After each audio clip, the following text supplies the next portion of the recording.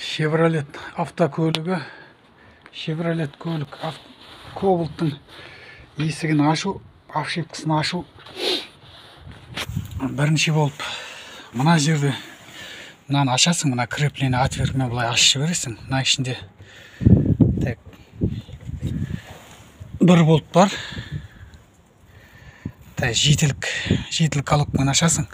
Содан соң мына ручканың ішінде мына жерде бір пластмасы бар. Сонда отверткамен ашып аласың.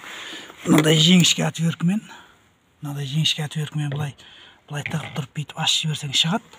Мынау да солай бүйтіп мынаған салып тұрып бүйтіп көтеріп жіберсең ашылады. Содан кейін ішінде мынандай жетілік колодка болт бар. Соны ашасың. Бірінші мынау, екінші мынау. Содан соң мынаған қалғандар мына жерде 4 крепление бар. Оны бері қарай тартсаң шығады. Түк қиындығы жоқ. Содан соң дәлше ары қарай бересің. Менде ана есіктің пружинасы қайтпай қала беретін ауруы бар еді. Сол пружинасы кеңейіп кеткен екен.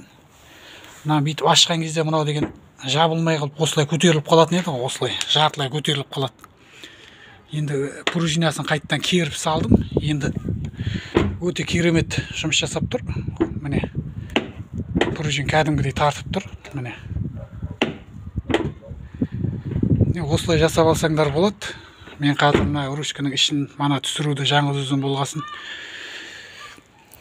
видео түсіре алмадым. Енді жинап жатқаным, түсіріп жатқаным. Мана аша алмай біраз қиналдым. Бәрі орыс тілінде, қазақ тілі жоқ. Онда дұрыс түсірмеген видеоларды. Содан соң басқаларға да сабақ болсын, қазақ бауырларымызға деп. Осындай Коблттың есігін қайтпай қалатын ауруы өздерің жасап алсаңдар болады.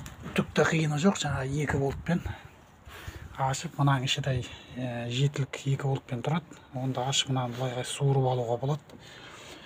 Бір айта кететін, мынаның ішінде іш жағында стойкасын ұстап тұратын, замокты ашып жауып тұратын, керіп тұратын соң емес, ар жағында пластмасса болады екен. Өте нәзік.